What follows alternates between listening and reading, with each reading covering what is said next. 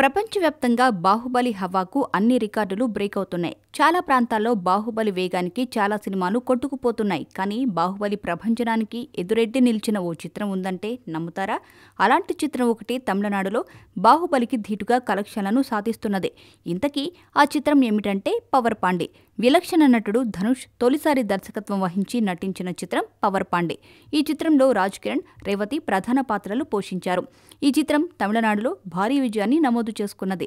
Baahubali 2 release వరకు భారీ కలెక్షన్లను సాధించింది. అయితే బాహుబలి తర్వాత పవర్ పాండే ఖేల్కతం అని అందరూ అనుకున్నారు. కానీ బాహుబలికి ధీటుగా నిలిచి ఈ సినిమా తన పవర్ చాటింది. బాహుబలి ఓవైపు ప్రభంజనం కొనసాగిస్తుండగా పవర్ పాండే 90% థియేటర్ ఆక్యుపెన్సీతో దూసుకెళ్తున్నది.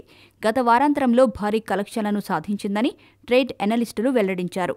దాదాపు చెన్నైలో 41 షోలు స్క్రీనింగ్ అయినట్టు తాజా సమాచారం. ఓ మోస్తరు బడ్జెట్తో రూపొందిన ఈ చిత్రం భారీ హిట్ను సాధించింది. విమర్శకుల ప్రశంసలు కూడా అందుకున్నది. విడుదలైన రోజు నుంచి భారీ కలెక్షన్లను సాధిస్తున్నది. పవర్ పాండే ఓవైపు హిట్తో దూసుకెళ్తుండగా పవర్ పాండే సీక్వెల్ గురించి ధనుష్ ఆలోచించడం గమనార్హం. ఇటీవల మీడియాతో మాట్లాడుతూ పవర్ పాండేకి సీక్వెల్ ఉంటుంది, కానీ ఎప్పుడు ఉంటుందో చెప్పలేను. కానీ పవర్ పాండే 2 మాత్రం తప్పకుండా తీస్తాను. కథ మదిలో తిరుగుతుంది.